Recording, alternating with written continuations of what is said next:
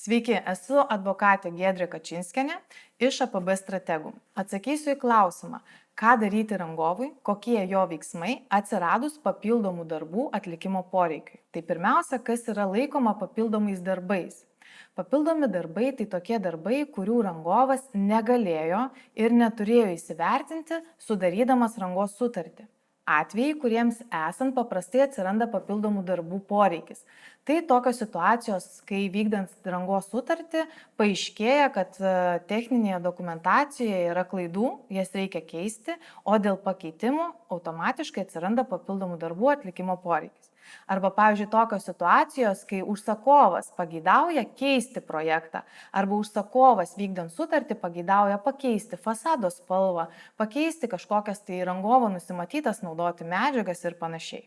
Ką daryti rangovui, jeigu jisai mato, kad atsirado papildomų darbų atlikimo poreikis? Tai pirmiausia ir labai svarbu, kad rangovas apie tai iš anksto informuotų užsakovą. Kodėl noriu pabrėžti, kad iš anksto informuotų ir raštu?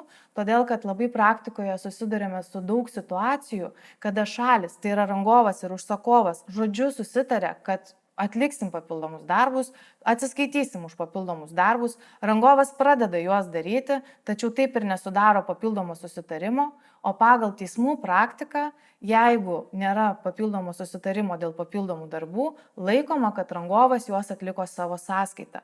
Tai rangovui ypatingai svarbu dar prieš papildomų darbų atlikimą sudaryti papildomą rašytinį, labai rekomenduoju rašytinį susitarimą dėl tokių darbų atlikimo.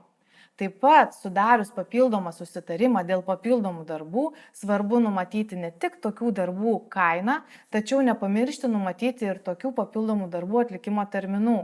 Nes jeigu rangovas neįsirašys papildomo darbų atlikimo termino į papildomą susitarimą, tokiu atveju rangovo pareiga atlikti papildomus darbus bus laikoma, kad jis turi juos atlikti sutartyje nustatytais terminais. Tai pakankama rizika, kad rangovas gali nespėti to padaryti, nes tiesiog darbų kiekis padidėjo. Tai jeigu susidurėt su panašiom situacijom dėl papildomų darbų, dėl susitarimų, dėl jų sudarimo ar kyla klausimų, norit įsivertinti savo individualią situaciją, tiesiog susisiekit su manim, pasikalbėsim ir pasitarsim, kaip jas spręsti.